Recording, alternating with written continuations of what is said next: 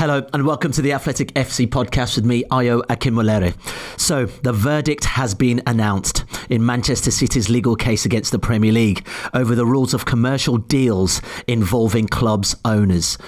So, can either side claim to be winners or losers from this case? And what ramifications could this all have for the 115 charges hanging over City? Right, I'm joined by the Athletic's Matt Slater and Jacob Whitehead as well. Let's get stuck into this, gents. Jacob, you've written a really good explainer on the Athletic summarising this very complex subject. We'll get into how this all impacts Manchester City's 115 charges a little later on. But first of all, can you just explain City's case against the Premier League with regards to associated party transactions? And I know it's complex, but if you can make it as clear as possible, that would be amazing. I'll do my best. I really feel like I should have sort of had some sort of official legal training for this, but I'm only a journalist. Right. I do what I can. Yeah, sure. So an associated party transaction is any deal done with a company which has some sort of relationship with your own ownership. So it could be either directly owned, it could be sort of some sort of common business relationship. And we most commonly see this in the course of sponsorship. So Manchester City, for example, lots of their sponsorships are done with companies either with links to Manchester City's own directorship board, which are owned by Sheikh Mansour, ultimately with UAE-based companies. And the Premier League are kind of wary of that because they feel we've got all of these tight financial restrictions in place. There might be a way in which you could inflate money coming into the club by striking sponsorship deals which are worth way above market value. So there have been rules in place for quite a while which have sort of capped these, saying these have got to be fair market value. But after Newcastle's takeover 3 years ago, those were tightened. City weren't happy at that being tightened, and so they've gone to arbitration. There's some very fiery language in their original legal filing where they said this amounts to tyranny of the majority. They said it was unfair, and so they've gone to basically try. They had a few aims from it. One, I suppose, was more generally fighting against the concept of fair market value and APT rules more generally, and the other ones they had more specific targets to sort of try and show that they're unlawful in certain procedural ways, and also in the ways that some of City's own sponsorships had been dealt with. Then there's another side which says this is all some sort of precursor to the 115 charges. So stakes are quite high. Oh, well done, mate. Matt, I'm listening to all of this and, you know, there's a 175-page report and I'm just thinking, how on earth does a journalist like yourself and Jacob go about digesting such complex information? Because, look, some of the language in there really isn't for the layman at all. Yeah, it's shocking, isn't it? It's terribly written. No, I'm joking. It's hard, right? Most of us got into this to write about football. Amazing players, beautiful games. But this is just we talk about this a lot, don't we, Io? This is the way things have gone. You know, the sport, as more and more money's come in, the stakes have raised, and there are going to be rows. There's rows in amateur sport, you know, ringers and cancellations at the last minute, and where's that referee from? So just ramp it all up, you know, throw in multi-million pound deals and qualifications for tournaments, and you know the stakes are raised, and this is why, you know, this has been happening kind of gradually, I think over sort of 30-40 years, but has really ramped up in the last 10 years. Just sports law as a thing, you know, once upon a time it was something that maybe you'd have in your your team that maybe had an interest in law and would do some contractual stuff, anti-doping case. It's an entire industry now because these rows are almost constant. I mean, that's I think that's the other thing. It is, you know, you've got what's going on the pitch, and then you've got this kind of lawfare rattling along. What we were talking about last week, we were talking about FIFA agents, weren't we? Yeah. And FIFA rules to do with Diarra and the agents case, and there's just so many. I lose track. But you know, in terms of reading these reports, I think the first thing I would say is you've got to read them. So there was an awful rush to judgment. That's fine. That's journalism, and you know, this is confrontational. This is the first thing to say about this. This was unusual. A club, a shareholder, effectively sued, you know, it's through arbitration, so it's not through the courts, took on the league. That's already significant. Both sides, well within their rights to jump up and down and claim victory. We see that in presidential debates. That's the spin room stuff. Fine. Playground fights. I won. No, you didn't. So there's a lot of that going on. I think to sort of try and get through that, you've got to read it. And that takes a bit of time. And then you've got to talk to people, lawyers again, I'm afraid. It's their game, it's their rules, it's their language. You try and find ones that don't have a dog in the fight and would maybe sort of take a sort of kind of view, put the foot on the ball and go, yeah, they won some good arguments there. They won some arguments on that front. Yeah. And look, and there isn't, I've read it kind of twice now, and I've spent a lot of time thinking about it. I still think it's a draw. Now, people argue about draws, right? Can you win a draw? Yeah, maybe. I think we haven't finished yet. This isn't over. And I think the other thing to say is, and there's confusion over this, what were Man City trying to achieve? So that's I think is a really interesting sort of way into who won, because there isn't consensus on what Man City were trying to achieve. And I've spoken to people at Man City and I've heard slightly different things, and it comes across in the verdict, not on just page 164. You have to, if you read sort of pages 30 to sort of 150, you get a sort of different view of what really happened. Anyway, we'll get into some of that. Yeah, for sure. Matt says a draw, Jacob. Obviously, there are two sides to this. And what points did the Premier League actually win on, in your opinion? And what has their reaction to this verdict been? Oh, well, if you read the Premier League's briefing, they won pretty much everything, right? Right.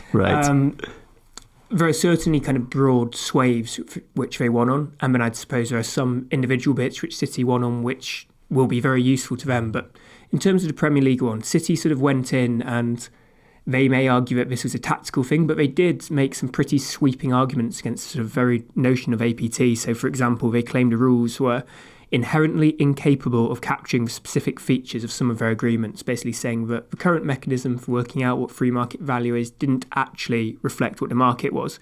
They called it price fixing, which is quite a major sort of accusation to be thrown around in competition law, but that was given pretty short shrift by the panel.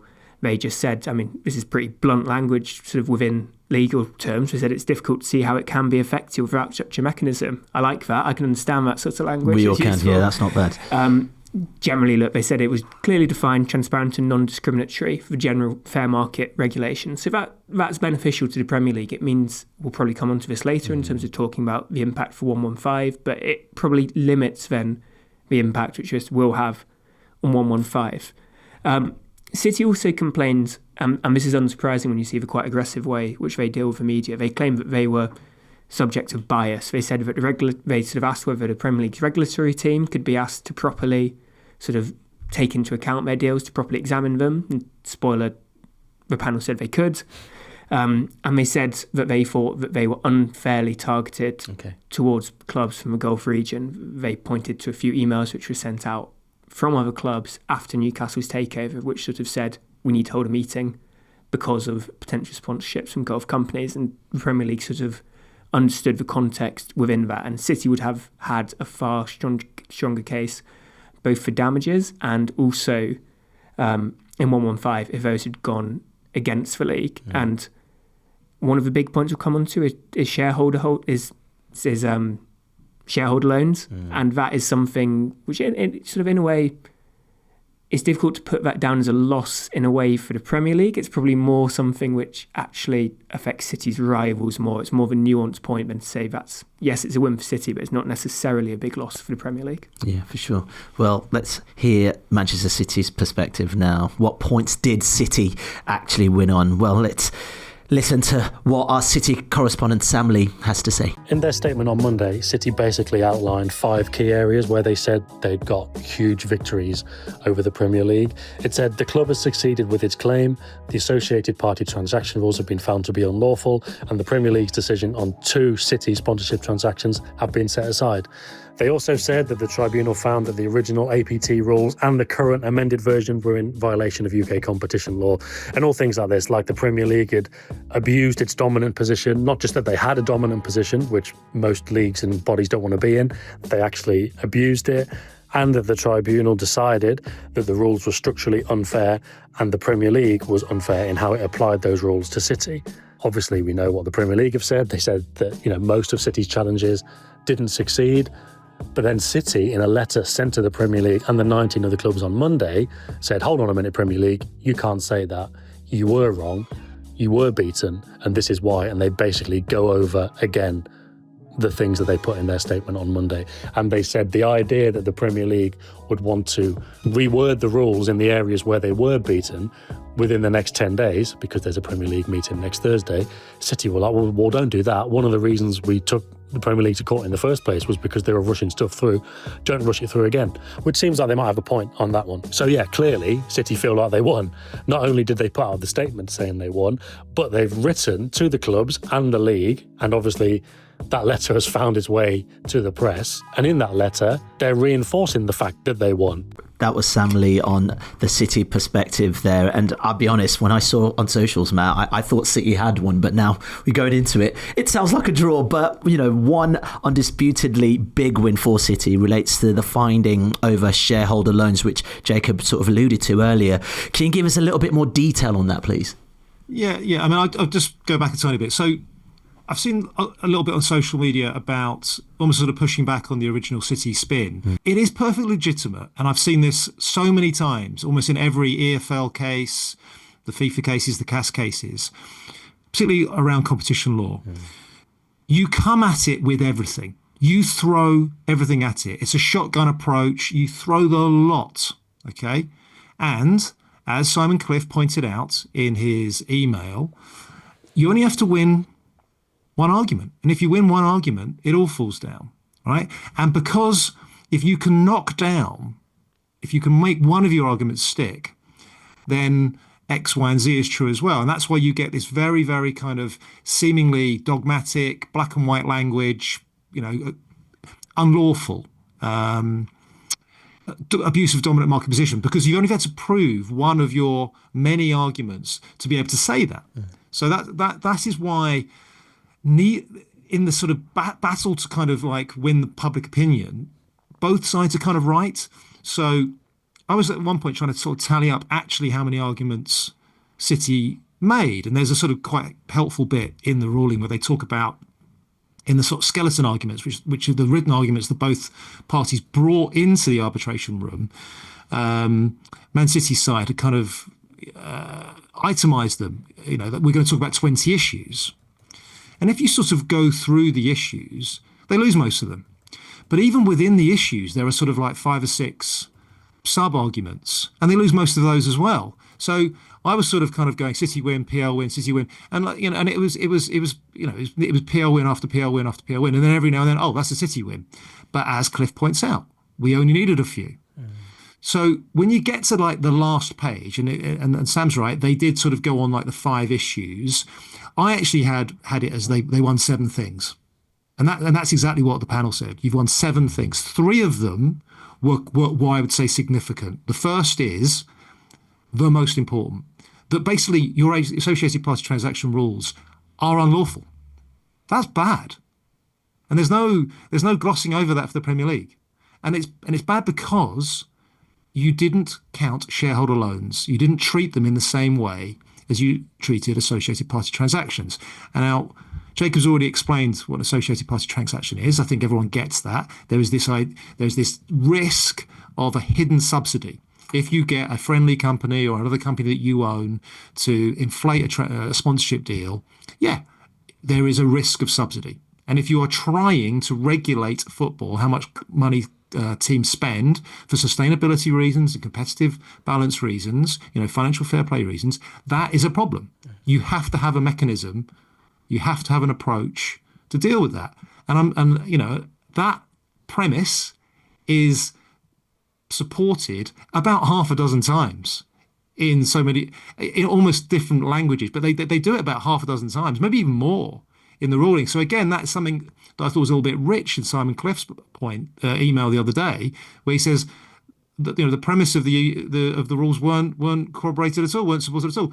I'm sorry, that's almost sort of gaslighting, because anyone that's actually read it, any rational, reasonable person would read it would go, well, they do it there, and they do it there, and they do it there, and they do it there. So I thought that was a bit odd.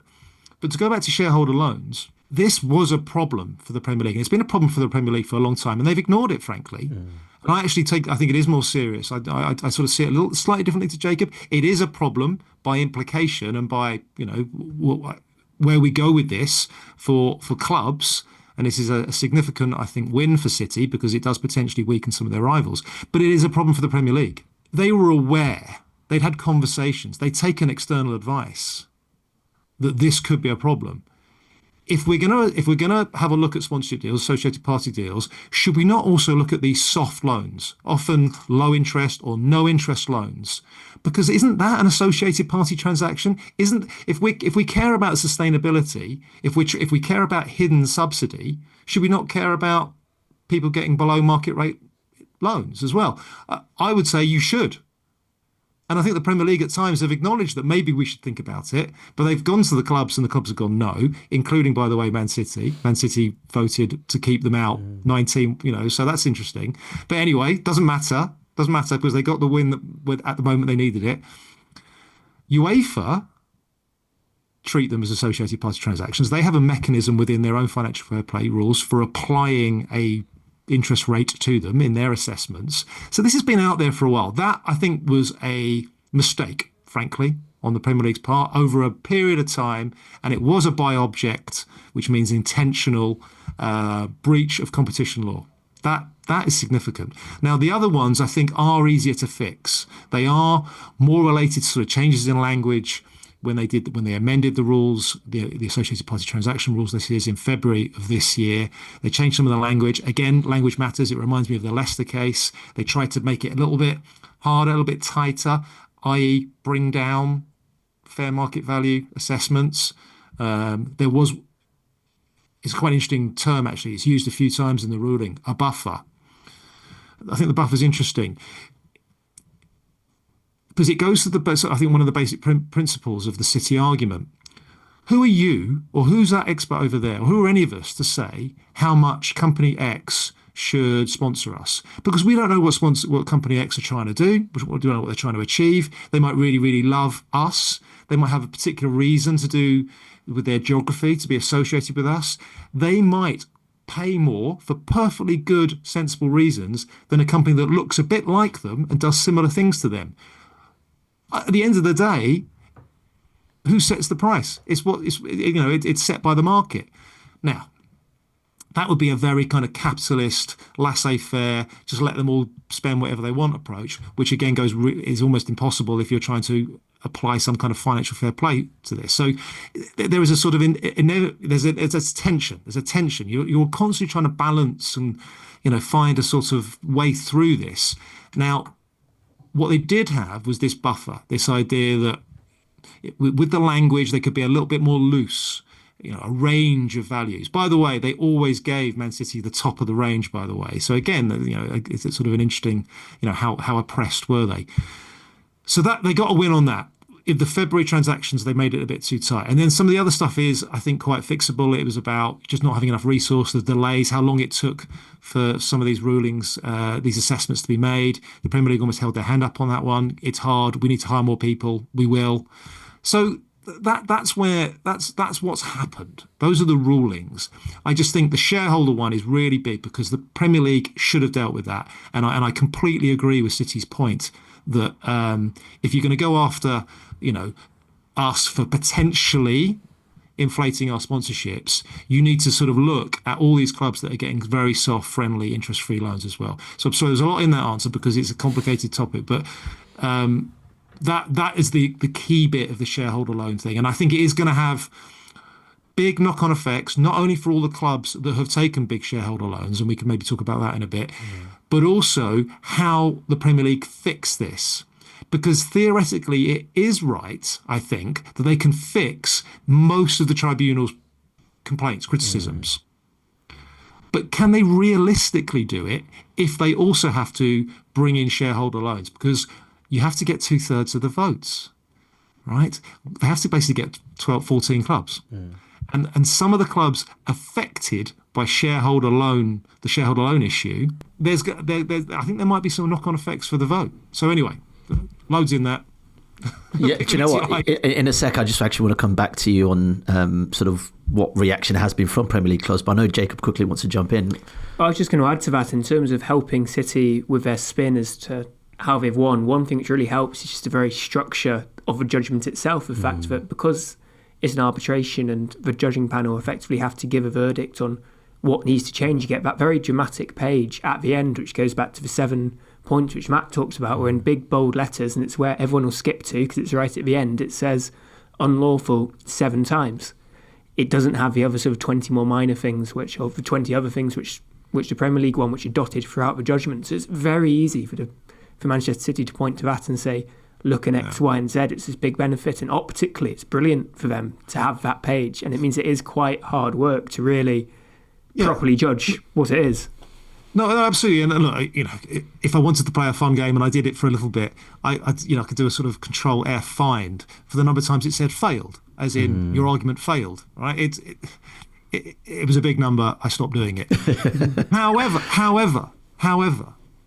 again, I don't want to make this sound like we're Team Premier League here, because the Premier League is the rule maker. They are held to a higher standard. They are trying to apply rules on their members, and their members, I think, have the right to expect these rules to be fair. And Man City they spent a lot of money on it, and as I said, they threw a lot at the wall, but they made some of it stick. And the Premier League do have a problem now. They've got to fix their rules. They were found to be unlawful. In the shareholder one's the big one. They were found unlawful in sort of 2 other regards as well. One is to do with at what point in a process, in a associated party transaction process, do you share with the club who's brought a sponsorship deal to the table? Do you share the comparable transaction data?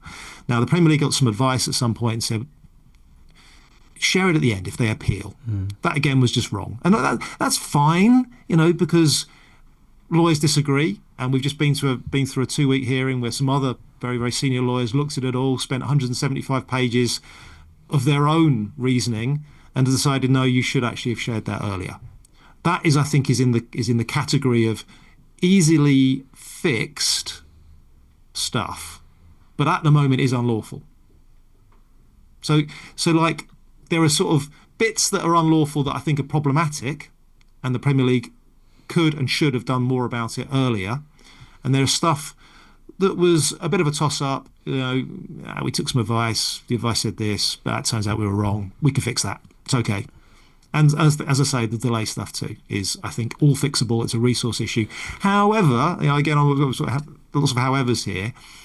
One of the overarching things that came to me is how hard this is, how hard the Premier League have made their own lives.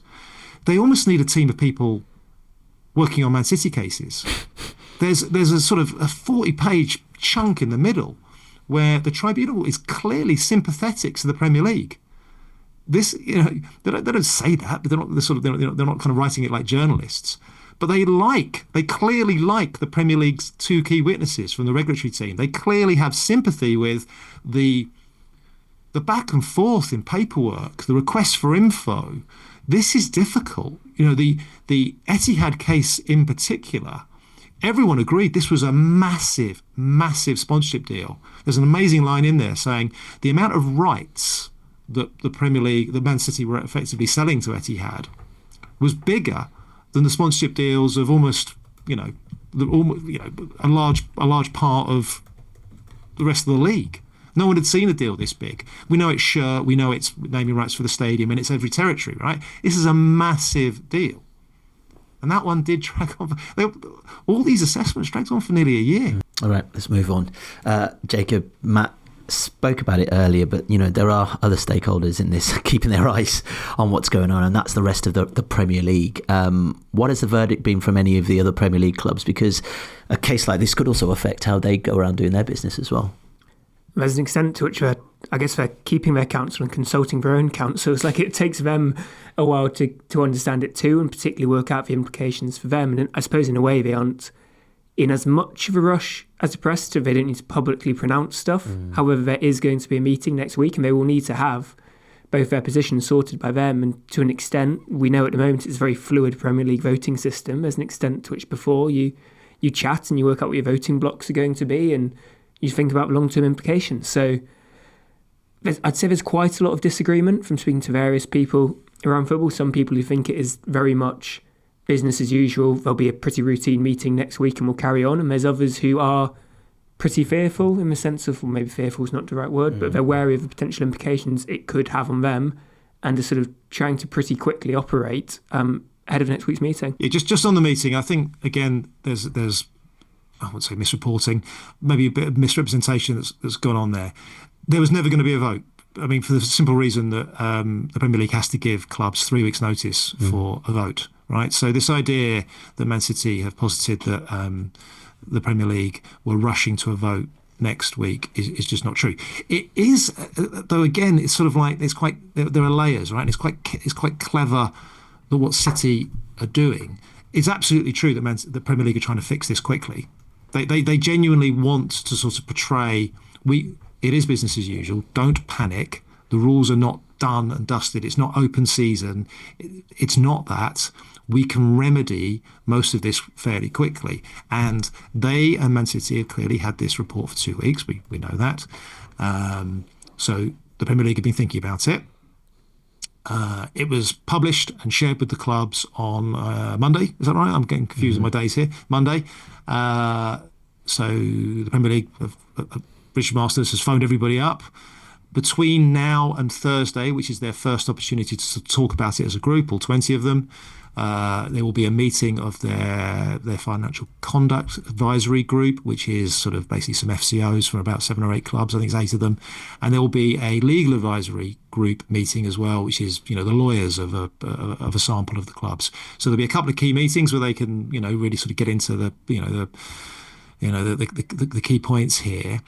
And then once they've had this chat, I think they will try to move quite quickly towards a vote at a later date. Once notice has been given and lots of documents will be shared, the Premier League are I think, very keen to sort this out quickly. We are a little bit in limbo, though, at the moment. We are. The December 2021 Associated Party Transaction Rules have been declared unlawful. The amendments have been declared unlawful in February. So where are we at? We appear to be back in the 2013 profitability and sustainability regime. So that is we've been talking a lot about that. We know about the PSR rules right from Everton and what have you. The APT section of that isn't very robust, and that is why post Newcastle takeover, and it really was post Newcastle takeover, the rest of the league went, right, we need to do something a bit more proactive about APTs. So that's where we're at, where this goes next. And Jacob's absolutely right. The clubs are digesting it, taking their own legal advice, which makes it even harder when me and Jacob call up lawyers and say, you appear not to have a dog in this fight. And it's like, I don't know. Not. Yeah, I don't. So getting people to go on the record is quite hard. We know, because we can see who supported each side, right? Certain clubs appeared for Manchester City, Newcastle, Everton, and Chelsea made representations, and a lot of the other clubs made representations for the Premier League. So we can sort of see the sides there. We know from our own reporting, how we reported on the December 2021 vote, but crucially, the really tight, which I think again should have been a massive red flag for the Premier League, February 2024 amendments, when they made everything a bit tighter, that was 12-6. That is the tightest possible majority you can get. Two teams abstained, so it was a 12-6 vote. That do they still have 12? Do they have 14? Maybe, but I think the shareholder loan issue is going to be kind of pivotal there. Some teams just in quite interesting positions. Like if you take Chelsea, for example, who, as Matt mentioned, spoke or made representations on behalf of City, also are in an interesting position as one of the clubs who have more shareholder loans within them. And so kind of ultimately what wins out, that's conversations they're going to have to have. Also with the multi-club model as well. Multi-club model, similar, they're fairly close to the PSR limits. I think that's not a secret. Clubs are all at different stages in terms of just where it stands in their balance. But for several, it kind of it might be a toss-up at the moment, and they have to really work out what side they're going to fall on. Right. I mean, Everton and Leicester are really significant in this, because the shareholder loan issue is a bit technical. They are soft loans, right? And you could argue, well, why have they done it that way? Well, that's kind of interesting. There's nearly always a sort of tax reason for it. Why not just put it in as equity? Because that was one of the excuses the Premier League made. The justification for not counting them as associated party transactions was, well, it's kind of like equity anyway. It's direct, right? So it's directly from owner to club. We can see the relationship. We're trying to encourage owner investment. It's just another form of owner investment. That's the justification, which has now been shot down. So some of them, like Arsenal, for example, they're actually not at zero interest. It's a low interest. Liverpool is some. There's like almost half the league, maybe I think 12, 13 of the league of the clubs have some soft loans. At the top, though, you've got Everton that got zero interest loans from Bashiri going back years. We know Everton have already breached PSR twice. If they have to restate their accounts retrospectively, I'm sorry, I don't want to give more bad news to Everton. I keep thinking we've moved on from Everton and PSR. We could be talking about, you've breached by even worse than you thought. If you have to include the cost of interest rates. Now that's serious stuff. Leicester as well. I know Leicester are in limbo at the moment, but at some point they're going to get tripped up, I think. It adds to their costs. Arsenal, I think, some of the wealthier clubs, we'll just do it as equity. The other thing the other thing to say about the bigger clubs, they have also been complying with UEFA rules. So their low interest shareholder loans are not going to be a problem for them. And then if you just do some quick back of napkin maths, when you think about voting, you'll have City, you have Newcastle, potentially Chelsea, Everton, Leicester. That's already 5 clubs out of 20, and you need 14 votes to pass it. Like, there's not necessarily that much leeway. Of course, those specific names could change, but it just kind of underscores just how fluid that could ultimately be. Okay, let's move on, because I can see both of you. Your brains are hot right now. Look, the big one really, and I know there's a lot of football fans listening to this who aren't Manchester City fans, are going to be asking, how does this affect the impending case of the 115 charges to Manchester City? Matt, where are we in relation to this case in particular and that 115 charges? All right, so the way I would answer this is to almost go back to my first question about what Man City were trying to achieve with this APT case. If they were trying to get their big Etihad deal through and tie the Premier League up, make them look a bit silly, score some wins along the way, the shareholder loan thing, we can rivals. If that's what they were trying to do, they should be really pleased. Okay. They've got plenty out of this. If they were trying to strike a really significant blow in the 115 case, they failed. Because their big arguments about bias, that the entire APT regime is unlawful, it's anti-competitive, it's unnecessary, the Premier League processes are just completely wrong. No, they failed in those arguments. In fact, and then the Premier League can almost take not just comfort, but I think, a bit of a spring in the step. Okay, look, we've made some mistakes and we've rightly been slapped here on some of our processes on that shareholder loan thing. I keep coming back to, I think was a big mistake. But looking ahead to the bigger fight, we've done all right here. In fact, we've taken from this APT case exactly what we wanted. 3 very, very senior jurists saying our fundamentals are okay. So I think that this case, whilst incredibly exciting for this week, we'll move on. We'll start talking about football again soon, I promise. And this isn't over, by the way, because there's stuff to do with injunctive relief, which means, our Man City can really sue for those delayed deals, and how much, and how the Premier League fixed the rule book. There's more to come on this one. But for the really big one, the one that really matters, I don't think this case has done much at all. I really don't think it has. Could this be seen as a slight stalling process? Because that is a big case in general. Are both cases working in tandem right now, Jacob? Yeah, I mean, the City, the 115 charges is ongoing right now, about 5 minutes away from where we're sitting.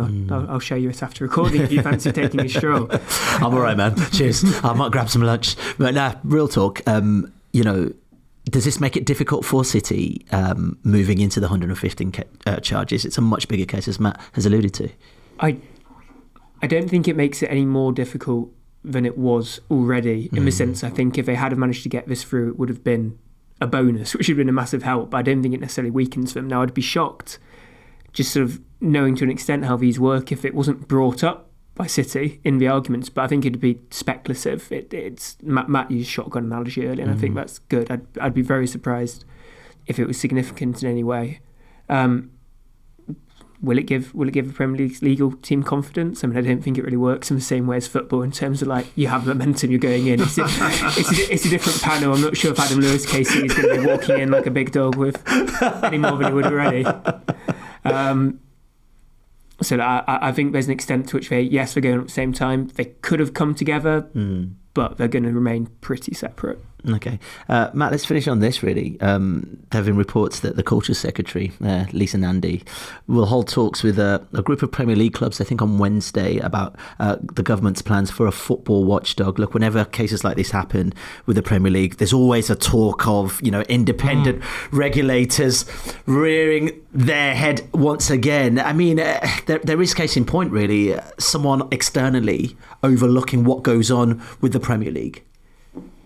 Well, absolutely. I think this is another one of those examples of coincidences or things happening concurrently. Yeah, this is a very long debate. We've been talking about the imminent, or apparently, arrival of independent regulation for football for 2 or 3 years, ever since Tracy Crouch started our fan-led review. So it is coming. We probably already have it if it wasn't for the Rishi Sunak calling a snap election and that's because the process was already going through Parliament. So the football governance bill was halted. It didn't sneak in just before the doors came down. So the new government are going to restart it. They backed it in opposition. We are kind of waiting for it to really kind of start motoring through House of Commons and House of Lords.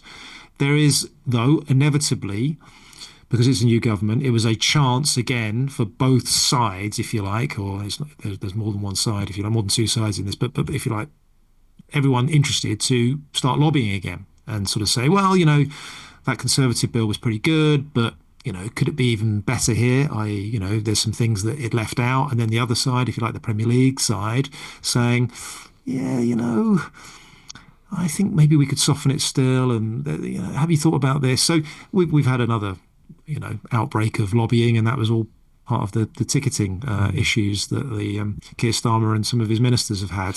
The fact that Nandy is meeting clubs this week, next week, the week after, I think is coincidence. Good, she should be meeting them, and she already has. What I take from this ruling and the Leicester ruling and so many other rulings I've read before is the Premier League is not very good at regulating. It's not. The English Football League isn't much better. It is a bit better. It's had a little bit more practice. It's had to get better. But they still make mistakes. The FA have abdicated responsibility for the club game years ago and are not very good at it. Even the bits that they are still responsible for, non-league football, are really bad at it. I'm sorry. Football keeps talking about leave us alone, we're great, we're successful, we can sort this, and then a month doesn't go by where there isn't a new, oh my God, your rulebook's not very good, you're just not very good at this. So, if there's another winner would be advocates of independent regulation. Now, do independent regulators solve all our problems? No, they don't. Will they be better? Yes, I think they will be. Oh, it's a nice way to put it. My sort of finish on this, Jacob, is with global shareholders or stakeholders, I should say, within the Premier League with all different ideas of how they do their own business and have made their billions. This probably won't be the last case that might challenge the Premier League, especially when certain entities feel like their interests are being encroached on. No, I mean, like, this is really, I'd say, if you were to draw it out in a graph, we're probably about, not even halfway. I mean, like, we're probably at the bottom of a really, really steep spike. I mean, we see it even more with these cases are going to come up more and more with multi-club models. It's going to come up more with player calendar. It's going to come with potential return of the European Super League. Like, there's safeguarding issues, which lots of lawyers have been talking about recently. Like, it really is name a topic and you can come up with it. There's no end to this. This is ultimately the reality of the game, and sort of you can't put the toothpaste back in the box. And as I'm sure you'll know from effectively being our independent regulator, it's not an easy job to do all the time. Yeah, trust me, man. Honestly, this is the least I think I've spoken on a podcast. It's been really tough to digest a lot of this, but I think I hope anyway, you guys listening to this, we've made or given some clarity as to what has been going on with this case as Manchester City took on the Premier League. Gents, thank you so much for your time. Jacob and Matt, really appreciate you joining us on the pod. We'll be back tomorrow for another episode. If you want to watch more episodes of the show, please subscribe to the channel. We'll be joined by the likes of David Ornstein, Matt Slater, Adam Crafton, Carl Anker, and plenty more through the season. If you'd like to listen to the episodes in full in audio form, search The Athletic FC wherever you get your podcasts from.